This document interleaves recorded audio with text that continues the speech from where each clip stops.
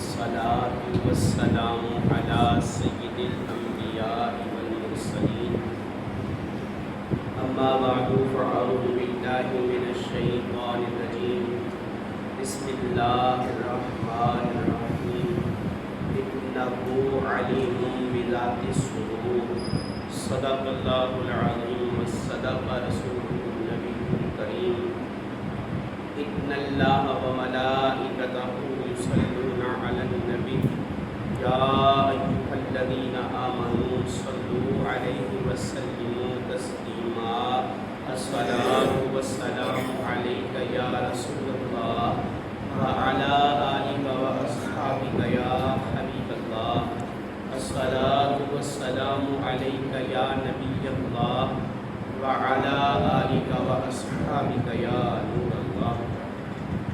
حاضرین محترم، اللہ رب العزت نے ارشاد فرمایا بے شک وہ دلوں کی باتیں جانتا ہے. ایک بندے کے ظاہری اعمال ہیں جو ہمیں دکھائی دیتے ہیں، اور دوسری چیز یہ ہے کہ وہ اعمال کس وجہ سے کر رہا ہے، اس کا مقصد کیا ہے، یہ عمل بجا لانے کا، یہ کام کرنے میں اس بندے کی نیت کیا ہے. یہ جو دل کا ارادہ ہے، دل میں چھپی ہوئی بات ہے، اس کو نیت کہتے ہیں. دل کے پختہ ارادے کو نیت کہا جاتا ہے. گزشتہ بیان تھا علم دین کی فضیلت کے موضوع پر. آج یہ عرض کروں گا کہ علم دین سیکھنے میں ہمارا ارادہ، ہماری نیت کیا ہونی چاہیے. یہاں یہ بات ضرور یاد رکھیے گا کہ اچھی نیت بندے کو اللہ رب العزت کی رضا اور جنت تک پہنچاتی ہے، جبکہ بری نیت رب کی ناراضگی کا سبب بنتی ہے، اور اس بری نیت کی وجہ سے بندہ جہنم میں بھی داخل ہو جاتا ہے. چنانچہ حدیث مبارکہ کا مفہوم عرض کرتا ہوں. مشکات شریف کی حدیث مبارکہ، میرے آقا صلی اللہ علیہ وسلم نے ارشاد فرمایا، قیامت کے دن پہلا فیصلہ جس شخص کا ہوگا وہ شہید ہے، یعنی نام نہاد شہید. یہاں یہ بھی عرض کر دوں کہ آپ نے یہ بھی سنا ہوگا کہ قیامت کے دن پہلا حساب بندے سے نماز کے بارے میں ہوگا، لیکن اس حدیث مبارکہ میں شہید کے بارے میں کہا جا رہا. تو اس میں تطبیق یوں ہے کہ اعمال میں سب سے پہلا حساب قیامت کے دن بندے سے نماز کا ہوگا، اور معاملات میں سب سے پہلا حساب قیامت کے دن بندے سے قتل کے بارے میں ہوگا. اور ریاکاری کی طرف اگر دیکھیں کہ بندے کا عمل کرنے کا ارادہ کیا ہے، اس سبب سے دیکھیں تو سب سے پہلا حساب نام نہاد شہید کا ہوگا. ارشاد فرمایا سب سے پہلے قیامت میں جس کا حساب ہوگا وہ شہید ہے. اسے اللہ رب العزت کی بارگاہ میں پیش کیا جائے گا. رب تعالیٰ اسے اپنی نعمتیں یاد کرائے گا اور ارشاد فرمائے گا کہ میرے بندے، میں نے تمہیں یہ نعمتیں عطا فرمائیں. یہ بندہ اقرار کرے گا کہ یا اللہ ایسے ہی ہے. رب ارشاد فرمائے گا کہ تو نے اس کے شکریہ میں کیا کیا. عرض کرے گا یا اللہ میں نے تیری راہ میں جہاد کیا حتیٰ کہ شہید ہو گیا. رب فرمائے گا تو جھوٹا ہے، تو نے قتال اس لیے کیا تھا، لڑائی اس لیے کی تھی کہ تجھے بہادر کہا جائے، سو کہہ لیا گیا. حکم ہوگا اس بندے کو منہ کے بل گھسیٹا جائے گا اور دوزخ میں پھینک دیا جائے گا. دوسرا حساب اس شخص کا جس نے علم دین سیکھا، سکھایا اور قرآن پڑھا. رب اپنی نعمتوں کا اقرار کروائے گا اور یہ کرے گا. اللہ رب العزت ارشاد فرمائے گا تو نے اس کے شکریہ میں کیا کیا. عرض کرے گا یا اللہ میں نے علم دین پڑھا، لوگوں کو پڑھایا اور قرآن پڑھا اور پڑھایا. رب ارشاد فرمائے گا تو جھوٹا ہے، تو نے علم دین اس لیے سیکھا اور سکھایا تاکہ لوگ تجھے عالم کہیں، سو کہہ لیا گیا. حکم ہوگا یہ اوندھے منہ گھسیٹا جائے گا اور دوزخ میں پھینک دیا جائے گا. تیسرا شخص کو لایا جائے گا جس کو اللہ رب العزت نے وسعت عطا فرمائی، مال وافر مقدار میں عطا فرمایا. رب اپنی نعمتوں کا اقرار کروائے گا اور یہ کرے گا. اللہ رب العزت ارشاد فرمائے گا تو نے اس کے شکریہ میں کیا کیا. عرض کرے گا میرے رب کوئی ایسی جگہ نہ تھی جہاں تجھے خرچ کرنا محبوب ہو مگر یہ کہ میں نے وہاں پہ خرچ کیا. یعنی ہر جگہ جہاں تجھے خرچ کرنا محبوب ہے میں نے ان تمام مقامات پر تیری راہ میں خرچ کیا. رب ارشاد فرمائے گا تو جھوٹا ہے، تو نے اس لیے خرچ کیا تاکہ لوگ تجھے سخی کہیں. سو کہہ لیا گیا، حکم ہوگا، اوندھے منہ گھسیٹا جائے گا اور آگ میں پھینک دیا جائے گا. دیکھیے کس قدر جو ہے وہ برائی ہے، بری نیت. یعنی بری نیت کیا کہ عمل جو ہے وہ اللہ رب العزت کے لیے نہیں بلکہ کسی اور مقصد کے لیے. حاضرین محترم، گزشتہ بیان علم دین کے موضوع پر یاد رکھیے گا کہ علم دین ہماری منزل مقصود نہیں، علم ہماری منزل نہیں بلکہ اچھے اعمال صالحہ تک پہنچنے کا زینہ ہے. علم دین ہماری منزل نہیں، اعمال صالحہ تک پہنچنے کا زینہ ہے. اور اعمال صالحہ ہماری منزل نہیں بلکہ رب تعالیٰ کی رضا تک پہنچنے کی سیڑھی ہے. اور اللہ رب العزت کی رضا اسی وقت حاصل ہوگی جب بندے کے اندر اخلاص پایا جائے گا. یعنی جو بھی وہ عمل کرے وہ صرف اور صرف اللہ رب العزت کی رضا کی خاطر کرے. اس کو کہتے ہیں اخلاص. اور یاد رکھیے گا کہ قیامت کے دن اعمال گنے نہیں تولے جائیں گے. جس عمل میں زیادہ اخلاص ہوگا وہ ترازو میں اتنا ہی بھاری ہوگا. موسیٰ علیہ السلام نے جب وہ میزان کو دیکھا، اللہ رب العزت کی بارگاہ میں عرض کی اللہ میں میزان کو دیکھنا چاہتا ہوں، تو موسیٰ علیہ السلام ایک دم سے وہ خوف میں آئے. اتنے بڑے بڑے ترازو کہ وہ یہ زمین و آسمان کیا ہوگی، بہت بڑے بڑے میزان کے ترازو. اللہ کی بارگاہ میں عرض کی کہ یا اللہ اتنے بڑے ترازو کو، اتنے بڑے پلڑے کو بھرے گا کون؟ اللہ رب العزت نے ارشاد فرمایا موسیٰ میں چاہوں تو ایک خرمے سے اس کو بھر دوں. خرما خشک کھجور کو کہتے ہیں. کیا مطلب؟ یعنی بندے میں جس قدر زیادہ اخلاص ہوگا اتنا ہی زیادہ عمل بھاری ہوگا. یہ اعمال قیامت کے دن گنے نہیں تولے جائیں گے. حاضرین محترم، سے آگے چلتے ہیں. نبی کریم علیہ السلام نے ارشاد فرمایا نیت المؤمن خیر من عملہ. مومن کی نیت اس کے عمل سے بہتر ہے. عمل کرنے میں بندے کو مشقت کرنا پڑتی ہے جبکہ نیت کرنے میں کوئی مشقت نہیں کرنا پڑتا. اور یہاں یہ بھی عرض کرنا، اگر کسی شخص نے اچھی نیت کر لی، اچھے عمل کی نیت کر لی، کسی وجہ سے وہ عمل نہ بھی کر سکا تو یہ نیت کرنے کی وجہ سے وہ عمل کرنے کا ثواب اس کے نامہ اعمال میں لکھ دیا جاتا ہے. اور اگر وہ برائی کا ارادہ کرے گا تو ارادہ کرنے سے برائی نہیں لکھی جاتی.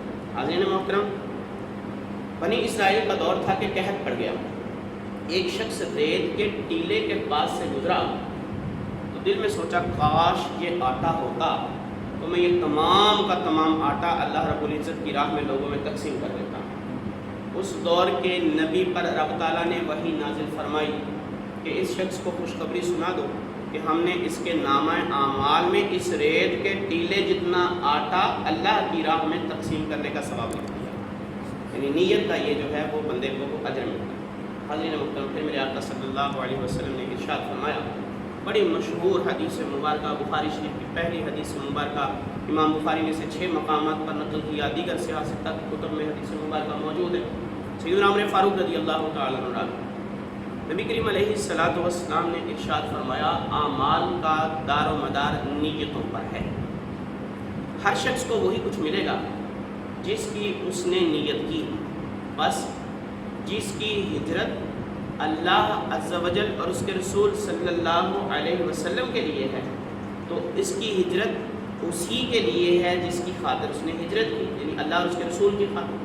اور جس کی ہجرت دنیا حاصل کرنے یا کسی عورت سے نکاح کرنے کے لیے ہے تو اس کی ہجرت اسی کی طرف ہے جس کے لیے اس نے ہجرت کی. حدیث مبارکہ کا شان ارشاد حضرت عبداللہ بن مسعود رضی اللہ تعالیٰ عنہ فرماتے ہیں ہم میں ایک شخص تھا جس نے قیس نامی ایک عورت کو نکاح کا پیغام بھجوایا. اس عورت نے یہ شرط لگائی کہ اگر تو مکہ شریف سے مدینہ منورہ ہجرت کر لے گا تو میں تجھ سے نکاح کروں گی. ان صاحب نے ایسا ہی کیا. اب اس بی بی نے ان سے نکاح کر لیا. جب نبی کریم صلی اللہ علیہ وسلم کو یہ بات پہنچی تو تو اس وقت آپ نے یہ ارشاد فرمایا تھا کہ انما الاعمال بالنیات، اعمال کا دار و مدار نیتوں پر ہے۔ لیکن حاضرین محترم یہاں یہ عرض کر دوں، صحابہ کی خوبی دیکھیے کہ ان صحابہ کا نام جو ہے وہ ظاہر نہیں کیا، فرمایا ہم میں سے ایک شخص تھا، ان کا نام ظاہر نہیں کیا کہ بعد میں آنے والے لوگوں کے لیے وہ نام جو ہے وہ چھپا رہے اور لوگ کوئی ان کی برائی یا غیبت وغیرہ نہ کر سکے۔ حاضرین محترم اس سے آگے چلتے ہیں، اچھی نیت علم دین کے بارے میں، چونکہ موضوع میرا علم دین کا ہے، کل جیسے میں نے آپ کو عرض کیا، اگر کوئی شخص اچھی نیت رکھے گا علم دین سیکھنے سے متعلقہ، میرے نبی پاک علیہ السلام نے ارشاد فرمایا جو شخص علم دین اس ارادے سے سیکھے کہ اسلام کو اس سے زندہ کیا جا سکے، یعنی دین کو پھیلایا جا سکے، اس ارادے سے جو علم دین سیکھے تو قیامت کے دن جنت میں اس کا اور نبیوں کے درمیان صرف ایک درجے کا فرق ہوگا۔ علم دین کو اس ارادے سے سیکھنا کہ دین کو زندہ کرے گا، دین کو پھیلائے گا، خود بھی عمل کرے گا، دوسروں تک پہنچائے گا، اس کے اور نبیوں کے درمیان صرف ایک درجے کا فرق ہوگا۔ اور اگر بری نیت سے سیکھے گا تو آقا صلی اللہ علیہ وسلم نے ارشاد فرمایا جو علم دین اس وجہ سے سیکھے کہ علماء سے مقابلہ کرے یا جہلا سے جھگڑے یا لوگوں کی توجہ اپنی طرف کرے تو اللہ تعالیٰ اسے آگ میں داخل فرمائے گا۔ یعنی بری نیت کا یہ عذاب ہے کہ علم دین سیکھنے کی وجہ سے علم دین سیکھا اور ارادہ درست نہ ہوا تو اب یہ اس کے لیے فائدہ نہیں بلکہ نقصان کا سبب بنے گا۔ پھر ارشاد فرمایا جو شخص وہ علم سیکھے جس سے اللہ کی رضا حاصل کی جاتی ہو صرف اس لیے کہ اس سے وہ دنیا کا مال کمائے تو کل قیامت کے دن جنت کی خوشبو بھی نہ سونگھ سکے گا۔ حاضرین محترم آئندہ موضوعات علم دین کے موضوع پر گفتگو ہوگی، جیسے کہ نماز روزہ وغیرہ کے مسائل جو ہیں، روزے کے مسائل میں آپ کو عرض کر چکا، اسی طرح وہ جو عقائد ہیں، اللہ کی توحید، محبوب علیہ السلام کی رسالت وغیرہ، یہ جو موضوعات ہیں وہ سارے کے سارے علم دین کے موضوع پر ہوں گے۔ اور ارادہ ہمارا کیا ہونا چاہیے؟ نمبر 1 کہ اللہ رب العزت اور اس کے محبوب صلی اللہ علیہ وسلم نے علم دین سیکھنے کو فرض قرار دیا ہے، لہٰذا اس فرض پر عمل کرنے کے لیے میں علم دین سیکھ رہا ہوں۔ اس کے بعد رب تعالیٰ اور اس کے محبوب علیہ السلام کا حکم ہے، اس حکم کو بجا لانے کے لیے میں علم سیکھ رہا ہوں۔